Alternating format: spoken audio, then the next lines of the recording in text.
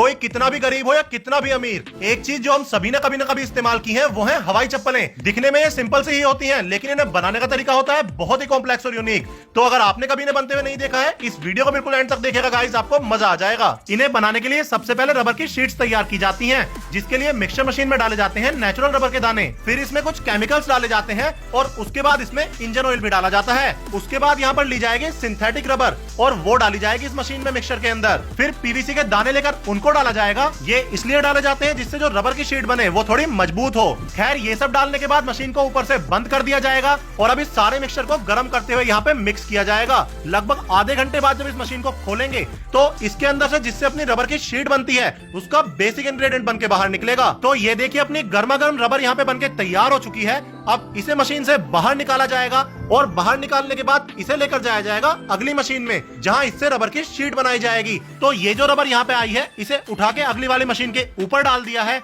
जिसमें कि ये रबर इन दोनों घूमते हुए रोलर्स के बीच में से जाएगी और इनमें से भिंचकर नीचे निकलेगी। उसे उठाकर फिर से ऊपर डाल दिया जाएगा। मल्टीपल टाइम्स ये प्रोसेस रिपीट किया जाएगा जब तक कि ये हल्की हल्की शीट वाली शेप नहीं ले लेगी। उसके बाद इसके ऊपर डाला जाता है पॉलीमर पाउडर, वो इसमें मिक्स होता रहेगा और लगातार घूमते घूमते और इन दोनों रोलर्स के बीच में पिसते पिसते ये शीट्स अपनी बारीक होती चली जाएंगी। और जब ये रबर की शीट्स ऑप्टिमम थिकनेस की हो जाएंगी तो इन्हें इस रोलर से उतारा जाएगा और सामने एक लोहे की बड़ी सी बेंच के ऊपर बिछा दिया जाएगा।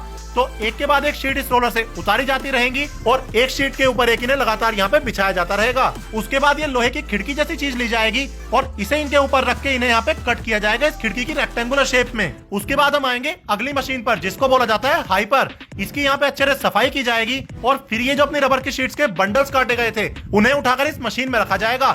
इस मशीन का काम होता है रबर की इन शीट्स के बंडल्स को मिलाकर एक करना और उन्हें साइज में मोटा करना। तो अभी आप देख सकते हैं इन सबको मशीन में रख दिया गया है, जहां पर इन्हें प्रेस किया जाएगा और जब ये इसमें से बाहर निकलेंगे तो आप देखिए पहले से मोटे हो चुके हैं और आपस में सारी ये शीट्स चिपक के एक बन चुकी हैं।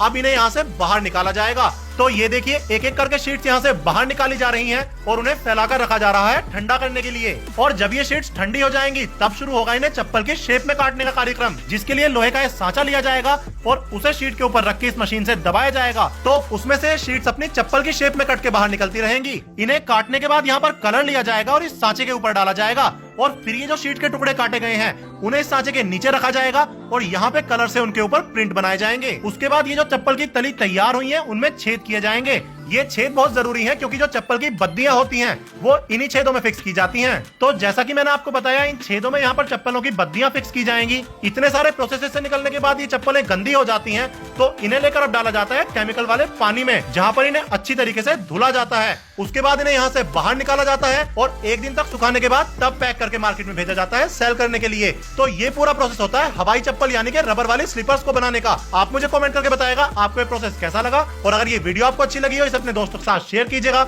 और ऐसी और अमेजिंग वीडियोस देखने के लिए मेरे चैनल को फॉलो जरूर कीजिए।